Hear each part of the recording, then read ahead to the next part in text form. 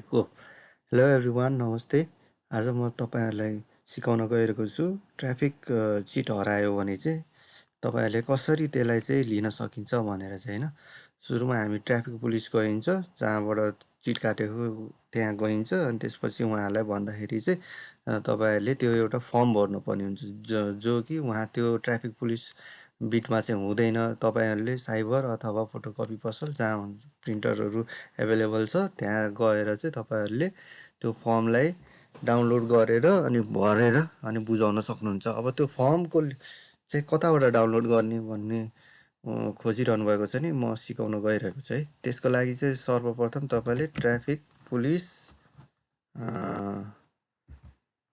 भनेर traffic police Nepal भनेर search गर्नुहोस्।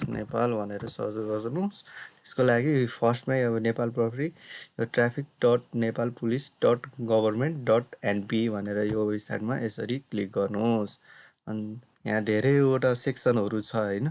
त्यसको लागि चाहिँ हामीले जानुपर्ने चाहिँ सबसे यहाँ डाउनलोडमा जानुहोस्। यहाँ चाहिँ अब 24 घन्टे पुर्जी हराएको फारम यही हो, तपाईँहरूले डाउनलोड गर्नुपर्ने। अथवा अन्य कुराहरू पनि यहाँ डाउनलोड गर्न सक्नुहुन्छ। जस्तै अब सवारी साधन हराएको सिफारिस पाऊँ भनेर एउटा फर्म होला होइन। यो सबैहरू फर्महरू यहाँ गर्न सकिन्छ है। अब हामीले यहाँ चिटको चाहिँ यसरी 24 घन्टे पुर्जी हराएको फारमबाट टक्क यो डाउनलोड गर्नुहोस्। अनि तपाईँले यहाँ लेखेर अब जस्तै यहाँ उपरोक्त हाम्रो नाम, त्यहाँ चिटमा भएको नाम र यहाँ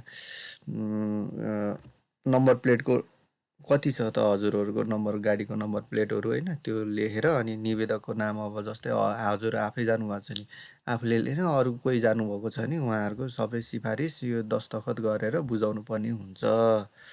हस्, धन्यवाद।